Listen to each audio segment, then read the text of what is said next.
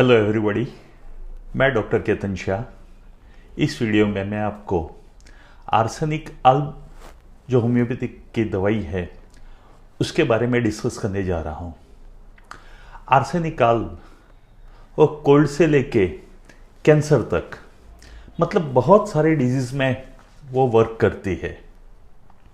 मैं यहाँ most important उसकी जो उपयोगिता है, जहाँ मैं फ्रीक्वेंटली यूज़ करता हूँ और नॉर्मल वे में आप भी उसको यूज़ कर सकते हो, ऐसी बातें बताऊँगा।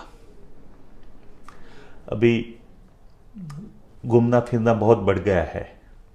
लोग वीकेंड पे या छुट्टियों में बाहर जाना बहुत करते हैं, तो बाहर का खाने से फूड पॉइजनिंग की पॉसिबिलिटीज़ बहुत बढ़ जाती है। फूड पॉइजनिंग में खास करके वॉमिटिंग और डायरिया, साथ में बुखार हो, तो सबसे पहली दवाई आपको आर्सेनिक अल्ब सोचना है। आर्सेनिक अल्ब 30 पावर में लेने से वॉमिटिंग तुरंत रुक जाती है। सिम्टम्स ये हैं कि अगर पेशेंट्स खाने को देखे तो उसको नौशिया वॉमिटिंग आता है, इवन खाने की स्मेल भी उसे सहन नहीं होती है और पानी की प्यास बार बार लगती है। तो सबसे पहला यूज़ हुआ फूड पॉइजनिंग में, और ये दवाई अस्थमा के केस में बहुत यूज़ करता हूँ। अस्थमा में पेशेंट को रात को अटैक आता है, यूजुअली सो गया हो, लेकिन 12 बजे, 1 बजे, 2 बजे पेशेंट को सांस लेने में तकलीफ होती है। जो एयर पैसेज है ना, वो सिकुड़ जाते हैं, कंस्ट्रिक्ट हो जाते हैं, इसलिए हवा नहीं आती है। पेशेंट घबरा जाता है और अपने बेड में बैठ जाता है और वो आगे झुक के बैठ के उसको राहत मिलती है सांस में।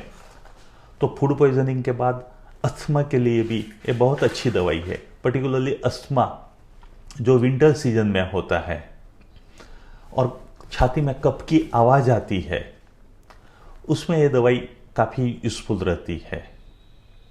ये दवाई सर्दी और गले के लिए भी बहुत अच्छी दवाई है।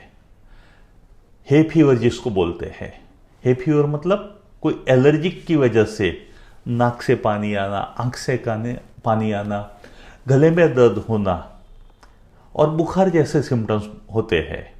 खास करके एलर्जी की वजह से जो सिम्टम्स होते हैं उसमें आर्सेनिक अल्ब बहुत काम अच्छा करती है।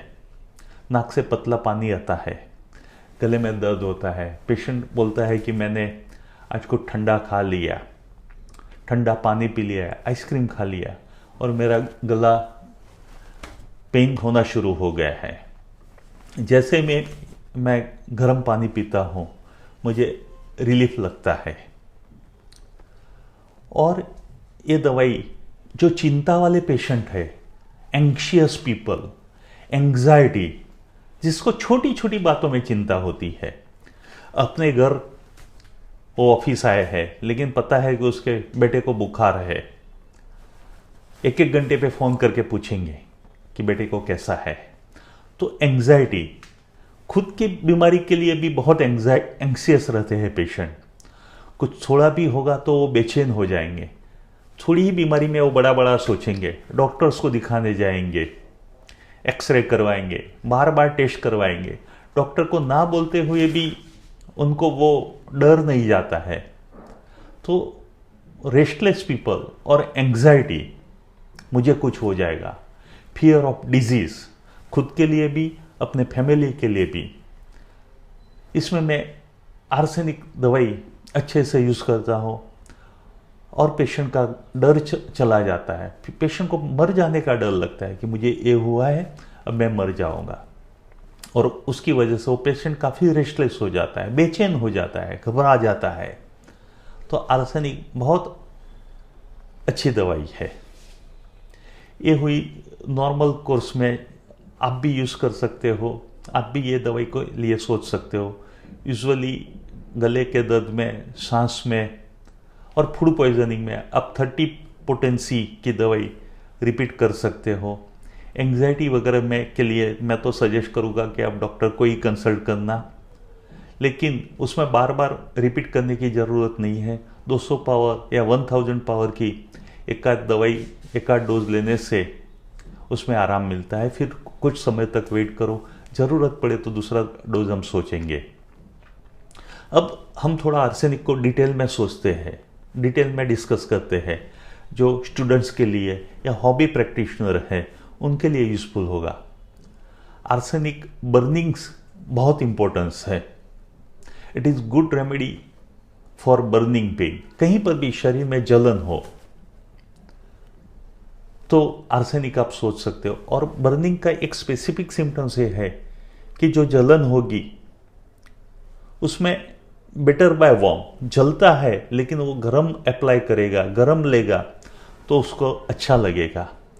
ट्रायो ऑफ बर्निंग की 3 दवाइयाँ में से एक है आर्सेनिक, दूसरी है फॉस्फोरस और तीसरी है सल्फर।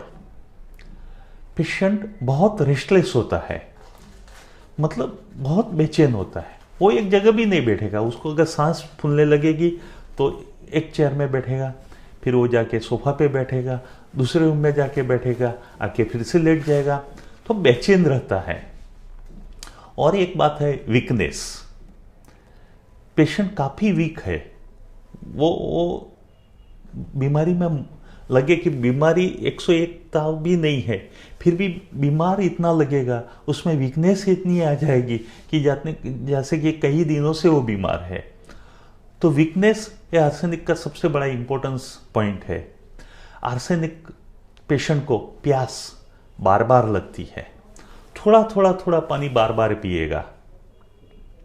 आर्सेनिक पेशेंट है ना, उसको प्रॉब्लम होता है अल्कोहल से, कुछ कीड़ा काट गया तो भी प्रॉब्लम होता है। और सबसे ज़्यादा प्रॉब्लम जो जूसी फ्रूट्स है, पानी वाले फ्रूट्स, वो खाने से उसको प्रॉब्लम होता है।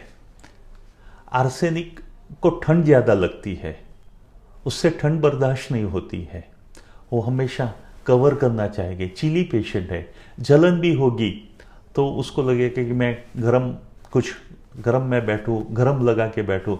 एक्सेप्ट सिर को उसको ठंडक मिले तो अच्छा लगता है। जलन वगैरह होती है तो सिर में ठंडक से अच्छा लगता है, बाकी बॉडी के सारे पार्ट में गर्मी से अच्छा लगता है उसको।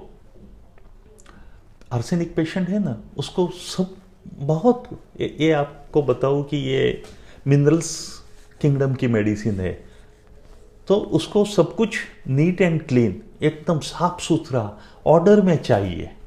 थोड़ी भी चीज़ उसकी कोई इधर उधर कर देगा, उससे सहन नहीं होगा।